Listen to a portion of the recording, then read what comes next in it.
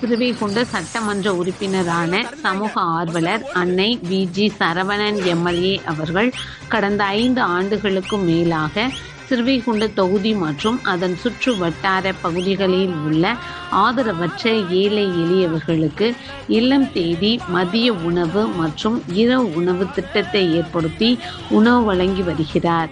இந்நிலையில் தமிழக வெற்றிக் கழகத்தின் ஐம்பெரும் கொள்கை தலைவர்களுள் ஒருவரான சமூக ஆர்வலர் அஞ்சலை அம்மாளை கொள்கை தலைவராக அறிவித்ததன் ஈர்ப்பால் தமிழக வெற்றிக் கழகத்துடன் இணைந்து தமிழக வெற்றிக் கழக தலைவர், தமிழகத்தின் நிரந்தர முதல்வர் திரு சி. ஜோசப் விஜய் அவர்களின் ஆசியுடன் கழக பொதுச் செயலாளர் அண்ணன் புசியன் ஆனந்த் அவர்களின் வழிகாட்டுதலின்படியும் 29/5/2026 அன்று 1415வது நாளாக ஏரல், உண்டியலூர், ஸ்ரீவைகுண்டம், கோட்டைக்காடு, சிறுதொண்டநல்லூர் மற்றும் கீழமங்கலக்குறிச்சி அதன் சுற்று வட்டார பகுதிகளில் உள்ள 163 ஆதரவற்ற ஏழை எளியவர்களுக்கு தமிழக வெற்றிக் கழகம் ஸ்ரீவைகுண்ட சட்டமன்ற உறுப்பினரான சமூக ஆர்வலர் அன்னை வி.ஜி. சரவணன் எம்.எல்.ஏ. அவர்களின் சார்பில் மதிய உணவாக